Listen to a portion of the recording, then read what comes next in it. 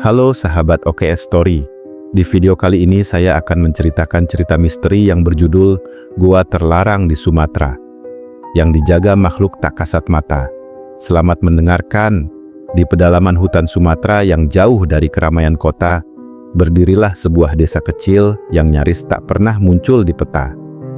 Desa itu dikelilingi pepohonan raksasa yang begitu rapat, hingga cahaya matahari sulit menembus tanah. Kabut tipis selalu menggantung di antara batang-batang pohon, membuat suasana desa terasa dingin dan mencekam bahkan di siang hari.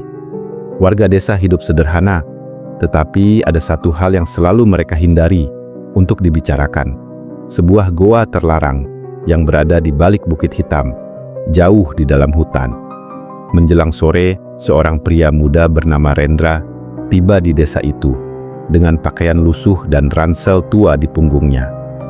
Wajahnya tampak lelah setelah perjalanan panjang melewati sungai dan jalur hutan berlumpur. Namun, di balik kelelahan itu, matanya menyimpan tekad kuat.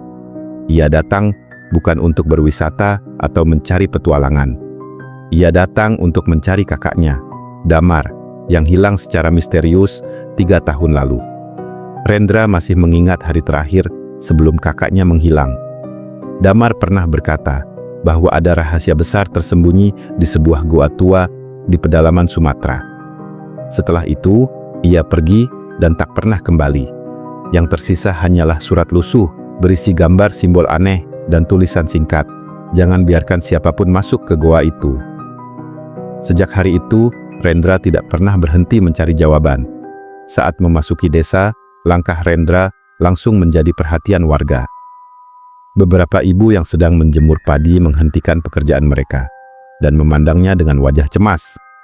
Anak-anak kecil yang bermain di jalan segera berlari masuk ke rumah ketika melihat liontin aneh yang tergantung di leher Rendra, liontin milik Damar. Seorang lelaki tua yang sedang duduk di beranda rumah bambu perlahan berdiri lalu mendekati Rendra. "Kau berasal dari luar desa?" tanyanya dengan suara berat. Rendra mengangguk pelan. "Saya mencari kakak saya, namanya Damar. Dia pernah datang ke sini beberapa tahun lalu." Mendengar nama itu, wajah lelaki tua tersebut langsung berubah pucat. Ia menoleh ke arah warga lain yang kini saling berbisik ketakutan. "Anak muda," katanya lirih, "kalau kau ingin tetap hidup, tinggalkan desa ini sebelum malam tiba." Rendra mengernyit bingung. Apa maksudnya? Lelaki tua itu menatap hutan gelap di kejauhan sebelum berbisik pelan. "Karena kakakmu pergi ke tempat terlarang, goa itu." Angin dingin tiba-tiba berembus melewati desa. Suara dedaunan bergemerisik pelan seperti bisikan yang datang dari dalam hutan. Wajah warga semakin tegang. Menurut cerita turun-temurun, goa itu dijaga oleh makhluk tak kasat mata yang telah ada sejak ratusan tahun lalu. Banyak orang yang masuk ke sana demi mencari harta tersembunyi, tetapi tak ada yang kembali dengan waras. Sebagian hilang tanpa jejak. Sebagian lagi ditemukan berkeliaran di hutan sambil tertawa sendiri sebelum akhirnya mati mengenaskan. Malam mulai turun lebih cepat dari biasanya. Langit berubah gelap pekat sementara kabut perlahan menyelimuti desa. Rendra memutuskan menginap di rumah lelaki tua itu. Di tengah malam, ketika seluruh desa terlelap dalam sunyi, Rendra mendengar suara ketukan pelan dari luar jendela kamarnya. Tok, tok, tok. Ia membuka mata perlahan. Suara itu terdengar lagi. Tok, tok, tok. Dengan jantung berdegup keras, Rendra mendekati jendela kayu yang setengah terbuka. Saat ia mengintip keluar, napasnya langsung terhenti. Di bawah pohon besar depan rumah, seseorang berdiri diam dalam gelap. Sosok itu kurus, penuh lumpur, dan memakai jaket yang sangat dikenalnya. Itu jaket milik Damar. Namun wajah sosok itu tak terlihat jelas karena tertutup bayangan hitam pekat. Lalu perlahan, sosok itu mengangkat tangannya dan menunjuk ke arah hutan. Malam itu Rendra tidak bisa memejamkan mata sedikit pun. Bayangan sosok yang berdiri di bawah pohon terus menghantui pikirannya. Ia yakin jaket itu milik kakaknya. Namun ada sesuatu yang terasa salah. Sosok itu berdiri terlalu diam, terlalu kaku, seperti bukan manusia. Ketika Rendra memberanikan diri membuka pintu rumah dan keluar membawa lampu minyak, sosok itu telah menghilang. Hanya ada tanah basah dan jejak kaki berlumpur yang mengarah ke dalam hutan gelap. Angin malam bertiup dingin menusuk kulit. Dari kejauhan terdengar suara burung malam melengking panjang, membuat bulu kuduk Rendra meremang. Ia mengikuti jejak kaki itu beberapa langkah sebelum suara berat tiba-tiba menghentikannya. "Jangan ikuti," Rendra menoleh cepat. Lelaki tua pemilik rumah berdiri di belakangnya sambil memegang tombak kayu. "Itu bukan kakakmu lagi," katanya pelan dengan wajah tegang. Rendra mengepalkan tangan. "Saya melihatnya sendiri." Lelaki tua itu menggeleng perlahan. Gua itu mengambil jiwa orang-orang yang masuk ke dalamnya. Kadang ia mengirim bayangan mereka kembali untuk memancing korban baru. Ucapan itu membuat dada Rendra terasa sesak. Namun justru semakin menguatkan tekadnya. Jika kakaknya benar-benar masih berada di sana, apapun bentuknya sekarang, ia harus menemukan kebenaran. Keesokan harinya, suasana desa terasa aneh. Langit mendung meski hari masih pagi. Warga terlihat buru-buru menutup jendela rumah mereka ketika melihat Rendra berjalan melewati jalan utama desa. Di sebuah warung kecil, Rendra mencoba bertanya tentang lokasi goa terlarang. Namun, tak seorang pun mau menjawab. Seorang ibu bahkan menjatuhkan gelas dari tangannya saat mendengar kata goa. Hingga akhirnya, seorang anak kecil diam-diam menarik ujung baju Rendra. "Kalau mau ke sana," bisiknya ketakutan. "Ikuti sungai sampai pohon besar yang akarnya seperti tangan manusia." Sebelum Rendra sempat bertanya lebih jauh, ibu anak itu langsung menariknya pergi sambil memarahi anaknya dengan wajah panik. Menjelang malam, hujan gerimis mulai turun. Rendra duduk di kamar sambil membuka tas peninggalan kakaknya yang selalu ia bawa. Di dalamnya ada sebuah peta tua dengan tanda merah di bagian terdalam hutan. Di sudut peta tertulis kalimat dengan tinta hampir pudar. "Jangan percaya suara yang memanggil namamu." Rendra menarik napas panjang. Malam ini ia memutuskan pergi. Diam-diam ia keluar dari rumah sambil membawa senter tua, pisau kecil, dan peta itu. Desa sudah sunyi. Tak ada suara selain gemerisik hujan dan desir angin di antara pepohonan. Ia berjalan menuju hutan. Semakin jauh melangkah, jalan setapak semakin sempit dan gelap. Kabut turun perlahan menutupi pandangan. Pohon-pohon tinggi menjulang seperti sosok raksasa yang mengawasinya dari segala arah. Lalu tiba-tiba, "Rendra." Suara itu terdengar pelan dari balik pepohonan. Rendra membeku. Itu suara Damar. "Rendra, tolong aku." Suara itu terdengar lirih dan menyedihkan. Datang dari arah kiri jalan setapak. Dengan napas gemetar, Rendra mengarahkan senter ke arah suara. Kosong. Tak ada siapa-siapa. Namun, beberapa detik kemudian, terdengar suara tawa pelan seorang perempuan dari arah belakangnya. "Hehehe." Rendra menoleh cepat. Di antara kabut, ia melihat sosok perempuan berambut panjang berdiri membelakanginya. Kakinya tidak menyentuh tanah. Lampu senter Rendra berkedip-kedip.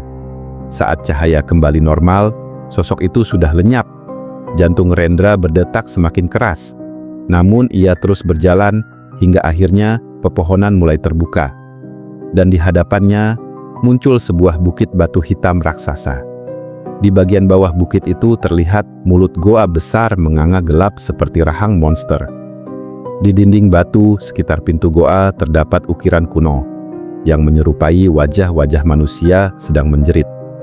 Sementara dari dalam kegelapan goa terdengar suara bisikan panjang yang saling bersahutan. Seolah sesuatu di dalam sana tahu bahwa Rendra telah datang. Rendra berdiri terpaku di depan mulut goa itu. Dadanya naik turun menahan napas yang terasa semakin berat. Dari dalam kegelapan goa, aroma tanah basah bercampur bau anyir, seperti darah tua, menguar perlahan. Angin dingin keluar dari dalamnya, menyapu wajah Rendra, seperti embusan napas makhluk raksasa yang sedang tidur. Suara bisikan itu semakin jelas. Berpuluh-puluh suara bercampur menjadi satu. Berbisik, tertawa, dan memanggil namanya. "Rendra, masuklah. Kami menunggumu." Tangan Rendra gemetar saat menggenggam senter. Namun bayangan wajah kakaknya terus muncul di kepalanya. Dengan langkah pelan, ia akhirnya masuk ke dalam goa. Gelap, sangat gelap. Cahaya senter hanya mampu menerangi beberapa meter di depan. Dinding goa dipenuhi lumut hitam dan simbol-simbol aneh yang terukir tidak beraturan. Beberapa simbol tampak seperti mata manusia, sementara yang lain menyerupai sosok tubuh tanpa kepala. Air menetes dari langit-langit goa. Tik, tik, tik. Suara tetesan itu menggema panjang di lorong sempit. Semakin jauh Rendra berjalan, suhu udara semakin dingin. Napasnya mulai terlihat seperti asap tipis. Tiba-tiba langkahnya terhenti. Di dinding sebelah kanan, ada bekas telapak tangan manusia, berwarna merah gelap. Seolah seseorang pernah menyeret tubuhnya sambil berusaha keluar dari goa itu. Rendra menelan ludah pelan, lalu melanjutkan langkahnya. Namun beberapa detik kemudian, duk, suara langkah kaki terdengar dari belakangnya. Rendra langsung menoleh cepat. Kosong, tak ada siapapun. Lorong batu di belakangnya hanya dipenuhi gelap pekat. Ia mencoba menenangkan diri. Mungkin hanya gema langkahnya sendiri. Rendra kembali berjalan. Duk, duk, duk. Suara itu muncul lagi. Kali ini lebih dekat. Seperti seseorang berjalan perlahan tepat di belakangnya. Napak dingin menjalar ke seluruh tubuhnya. Dengan gerakan cepat ia menyorotkan senter ke belakang. Dan kali ini, ia melihat sesuatu. Sesosok bayangan hitam tinggi berdiri jauh di ujung lorong. Tubuhnya kurus panjang dengan tangan menjuntai hampir menyentuh lantai. Matanya putih menyala. Makhluk itu diam menatap Rendra tanpa bergerak. Jantung Rendra terasa berhenti sesaat. "Sesiapa kau?" Tak ada jawaban. Makhluk itu perlahan mengangkat kepalanya. Lalu terdengar suara retakan tulang dari lehernya. Kraka, mulutnya terbuka. Terlalu lebar, hingga hampir sobek sampai telinga. Kemudian, makhluk itu tersenyum. Lampu senter Rendra tiba-tiba berkedip liar. Saat cahaya meredup sepersekian detik, makhluk itu sudah berpindah lebih dekat. Rendra tersentak mundur. Cahaya berkedip lagi. Dan makhluk itu kini sudah hanya beberapa langkah di depannya. Wajahnya hitam pekat tanpa hidung, hanya mata putih besar dan mulut menganga penuh gigi runcing. Rendra spontan berlari. Suara tawa mengerikan menggema memenuhi lorong goa. Hahaha. Rendra berlari, sekuat tenaga melewati lorong-lorong sempit bercabang. Namun sesuatu terasa aneh. Lorong yang tadi ia lewati berubah bentuk. Jalan keluar yang seharusnya berada di belakang kini menghilang. Dinding batu seperti bergerak perlahan menutup jalan. Goa itu hidup dan sedang bermain dengannya. Napas Rendra memburu ketika ia tiba di sebuah persimpangan lorong. Ia berhenti sesaat mencoba membaca peta tua milik kakaknya. Namun tiba-tiba, suara seseorang berbisik tepat di telinganya. "Jangan percaya matamu." Rendra membeku. Ia bisa merasakan sesuatu berdiri tepat di belakangnya. Perlahan, sangat perlahan, ia menoleh, dan napasnya langsung tercekat. Di belakangnya berdiri sosok Damar, wajahnya pucat penuh luka. Matanya hitam kosong. Namun yang paling mengerikan, mulut Damar bergerak perlahan sambil berbisik dengan suara bukan suara manusia. "Kenapa kau datang ke sini?" Rendra mundur perlahan dengan tubuh gemetar. Sosok Damar berdiri beberapa langkah di depannya, diam tanpa berkedip. Wajahnya penuh luka hitam, seperti daging yang membusuk. Cairan gelap menetes dari ujung jarinya ke lantai batu. Kak Damar," suara Rendra bergetar. Sosok itu tidak menjawab. Ia hanya terus menatap Rendra dengan mata hitam kosong yang perlahan mengeluarkan cairan menyerupai darah. Lalu tiba-tiba, bruk! Dinding batu di samping lorong meledak keras. Rendra terjatuh saat batu-batu besar berhamburan di sekelilingnya.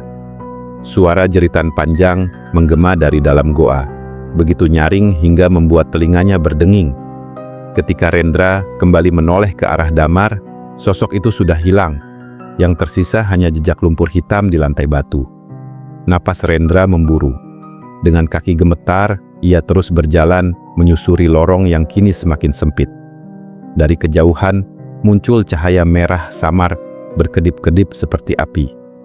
Semakin dekat ia melangkah, semakin kuat bau busuk menusuk hidungnya. Lalu akhirnya, Rendra tiba di sebuah ruangan raksasa di jantung goa. Langit-langitnya sangat tinggi hingga tak terlihat ujungnya. Di tengah ruangan berdiri altar batu kuno penuh ukiran aneh.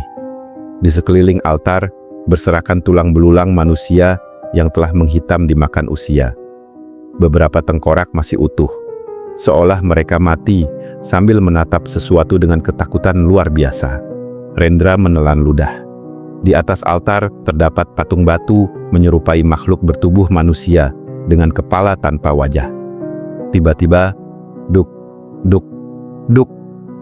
Suara dentuman berat menggema dari bawah tanah. Lantai batu mulai bergetar. Debu jatuh dari langit-langit goa.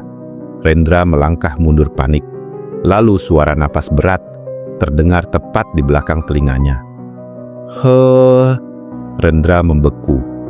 Ia bisa merasakan hawa dingin menyentuh lehernya. Namun, ketika ia menoleh, tak ada siapapun. Tiba-tiba muncul suara cakaran keras dari dinding batu. Skeret! Rendra menyorotkan senter ke arah suara itu. Dan ia melihat sesuatu yang membuat darahnya membeku. Bekas cakaran panjang muncul sendiri di dinding batu. Seolah ada tangan tak terlihat sedang menggores permukaan batu dengan kuku tajam. 1, 2, 3, cakaran itu terus bertambah.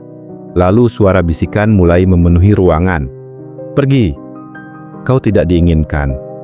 Jiwamu milik kami. Bayangan hitam mulai muncul dari sudut-sudut gelap ruangan. Awalnya hanya samar seperti asap. Namun perlahan bentuk mereka menjadi jelas.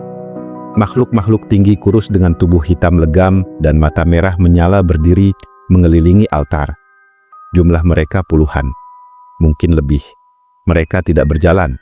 Mereka melayang perlahan di atas lantai batu. Rendra mundur ketakutan, sampai punggungnya membentur altar. Salah satu makhluk melayang mendekat. Tubuhnya dipenuhi retakan seperti batu terbakar. Saat mulutnya terbuka, suara yang keluar terdengar seperti banyak orang berbicara bersamaan. Manusia, kembali datang. Rendra mencoba berlari, tetapi kakinya terasa berat, seolah sesuatu mencengkeramnya dari bawah lantai. Makhluk itu kembali berbicara. Saudaramu mencoba mengambil rahasia kami. Bayangan-bayangan lain mulai berbisik bersamaan. Dan kini, jiwanya menjadi penjaga selamanya. Tiba-tiba seluruh ruangan menjadi gelap. Senter Rendra mati total. Dalam kegelapan itu, ia mendengar suara langkah mengitari dirinya. Pelan, semakin dekat, dan dari balik gelap terdengar suara damar berbisik lirih. Rendra, jangan biarkan mereka melihat. Ruangan itu berubah sunyi mencekam setelah suara damar menghilang dalam kegelapan. Rendra berdiri gemetar sambil mencoba menyalakan kembali senternya. Tangannya basah oleh keringat dingin. Setelah beberapa kali dipukul, senter itu akhirnya menyala redup. Cahaya samar menari di dinding batu. Makhluk-makhluk hitam yang tadi mengelilinginya telah lenyap. Namun, suasana justru terasa lebih mengerikan. Terlalu sunyi. Rendra menarik napas perlahan, lalu memandang altar batu di depannya. Kini ia menyadari ada simbol aneh terukir di permukaan altar itu. Bentuknya menyerupai lingkaran dengan banyak mata di sekelilingnya. Di bawah simbol itu terdapat tulisan kuno yang hampir tertutup lumut hitam. Tiba-tiba, krek, suara retakan kecil terdengar dari belakang altar. Rendra menyorotkan senter ke sana dan melihat sebuah celah sempit terbuka perlahan di dinding batu. Seperti ada pintu rahasia yang baru saja terbuka sendiri. Dengan langkah hati-hati, Rendra mendekati celah itu. Di baliknya terdapat lorong sempit yang menurun ke bawah tanah. Udara dari dalam lorong terasa jauh lebih dingin, dan ada bau busuk yang sangat menyengat. Rendra sebenarnya ingin berbalik dan lari keluar dari gua itu. Namun bayangan kakaknya terus menghantuinya. Ia akhirnya masuk ke lorong rahasia tersebut. Langkah demi langkah, hingga lorong itu berakhir di sebuah ruangan tersembunyi. Dan saat cahaya senter menyapu isi ruangan, napas Rendra tercekat. Di sana terdapat puluhan peti batu kuno tersusun rapi. Sebagian terbuka memperlihatkan emas, perhiasan, patung kecil, dan benda-benda kuno yang dipenuhi debu. Harta karun, jumlahnya tak terhitung. Di dinding ruangan tergantung kain-kain tua penuh simbol menyeramkan. Namun, di sudut ruangan, Rendra melihat sesuatu yang jauh lebih penting. Sebuah tas lusuh berwarna coklat, tas milik Damar. Rendra langsung berlari menghampirinya. Tangannya gemetar saat membuka tas itu. Di dalamnya terdapat buku catatan tua yang sampulnya sudah robek dan basah. Rendra segera membukanya. Tulisan tangan Damar memenuhi hampir seluruh halaman. Namun semakin ia membaca, wajahnya semakin pucat. Goa ini bukan tempat biasa. Mereka bukan roh penjaga biasa. Ada gerbang di bawah altar. Makhluk-makhluk itu menjaga sesuatu yang tidak boleh dibangunkan. Halaman berikutnya dipenuhi tulisan berantakan seperti ditulis dalam keadaan panik. Halaman berikutnya dipenuhi tulisan berantakan seperti ditulis dalam keadaan panik. Jangan ambil harta apapun. Mereka bisa meniru suara manusia. Mereka masuk ke kepala kita. Aku mendengar mereka setiap malam. Tangan Rendra mulai bergetar hebat. Lalu ia membuka halaman terakhir. Tulisan di sana tampak tercoret-coret dengan noda hitam, seperti darah kering. Kalau kau menemukan buku ini, jangan cari aku. Aku sudah terlambat. Tiba-tiba, Brukha! Suara keras menggema dari belakang ruangan. Rendra tersentak dan menoleh cepat. Salah satu peti batu terbuka sendiri. Perlahan, sesuatu keluar dari dalamnya. Tangan hitam kurus mencengkeram tepi peti. Lalu muncul sosok manusia berdiri perlahan dari dalam gelap. Rendra membeku. Itu Damar. Namun tubuhnya penuh luka hitam, membusuk, matanya putih kosong. Mulutnya tersenyum terlalu lebar. Rendra, suaranya parau dan bergema aneh. Akhirnya, kau datang. Air mata langsung memenuhi mata Rendra. Kak, ayo pulang, kita keluar dari tempat ini. Damar menundukkan kepala perlahan. Tubuhnya mulai bergerak patah-patah seperti tulangnya hancur di dalam kulitnya. Lalu suara lain keluar dari mulutnya. Bukan suara manusia. Lebih berat, lebih dalam. Kami tidak mengizinkannya pergi. Tiba-tiba seluruh ruangan bergetar keras. Peti-peti batu mulai terbuka satu persatu. Dan dari dalam kegelapan, puluhan mata merah mulai bermunculan menatap Rendra. Suara retakan batu menggema ke seluruh ruangan tersembunyi itu. Satu persatu peti batu terbuka sendiri dengan bunyi mengerikan. Krak, tangan-tangan hitam kurus bermunculan dari dalamnya. Puluhan mata merah menyala menembus gelap, menatap Rendra tanpa berkedip. Napas Rendra memburu. Ia mundur perlahan sambil menggenggam buku catatan Damar erat-erat di dadanya. Sosok Damar melangkah maju dengan gerakan patah-patah. Setiap langkahnya diiringi suara tulang retak. Kau seharusnya tidak datang, katanya dengan suara bercampur bisikan makhluk lain. Tiba-tiba makhluk-makhluk dari dalam peti mulai merangkak keluar. Tubuh mereka kurus panjang, dengan kulit hitam mengelupas. Beberapa merayap di lantai seperti laba-laba, sementara yang lain melayang beberapa senti di atas tanah. Rendra akhirnya berbalik dan berlari keluar dari ruangan itu. Suara jeritan langsung menggema di belakangnya. Jeritan manusia bercampur tawa mengerikan. Lorong sempit menuju altar terasa berubah lebih panjang dari sebelumnya. Dinding batu di kanan kiri bergerak perlahan seperti bernapas. Rendra terus berlari. Namun suara langkah makhluk-makhluk itu semakin dekat. Tap, tap, tap. Lalu terdengar suara kuku panjang menggaruk batu tepat di belakangnya. Skrik. Rendra menoleh sekilas dan hampir menjerit. Salah satu makhluk merayap di langit-langit lorong sambil tersenyum lebar. Matanya merah menyala tepat menatap dirinya. Makhluk itu melompat.